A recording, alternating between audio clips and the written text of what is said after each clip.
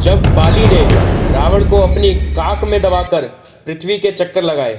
बाली रामायण का एक ऐसा पात्र था जिसने भगवान श्री राम से पहले ही रावण को पूरी तरह हरा दिया था।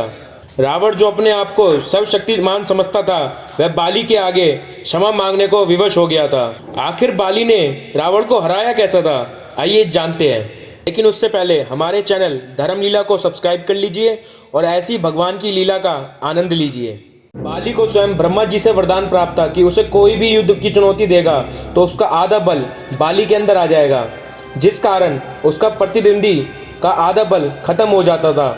चूंकि बाली पहले से ही बहुत शक्तिशाली था, इसलिए वह अपना प्रतिद्वंदी का आधा बल लेकर और शक्तिशाली हो जाता था और सामने वाले को आसानी से हरा देता था। इधर रावण लंका का राजा था, जो अपने पराक्रम के बल से कई राजाओं को अपने अधीन कर चुका था, जिसे स्वयं भगवान से वरदान मिला था कि उसकी मृत्यु किसी देवता, असुर, राक्षस, किन्नर, गंधर्व, यक्ष, सर्प, नाग, गरुड़ आदि से नहीं होगी। लेकिन इस वरदान में उसने मानव और वानर को शामिल नहीं किया था। चूंकि बाली एक वानर था, इसलिए रावण की मृत्यु उसके हाथों से हो सकती थी। जब रावण को बाली के पराक्रम के और शौर्य का पता चला तो वह इससे ईर्ष्या करने लगा।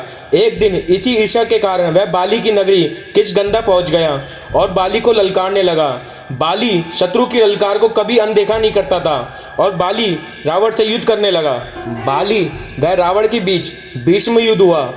वरदान स्वरूप रावण की आदि शक्तियां बाली के अंदर प्रवेश कर गई, जिस कारण बाली ने रावण को हरा दिया। उसके बाद उसने रावण को अपने कारावास में बंद कर दिया और वह उसका प्रतिदिन अपमान करने लगा। बाली प्रतिदिन रावण को अपनी काख में दबाकर चारों दिशाओं में घुमाता था और उसे बहुत लज्जित करता था। और लगभग 6 माह तक बाली रावण को अपनी काख में दबाकर यूं ही घूमता रहा। वह अंत में रावण ने बाली से क्षमा मांग ली, फिर बाली ने उसे माफ कर दिया।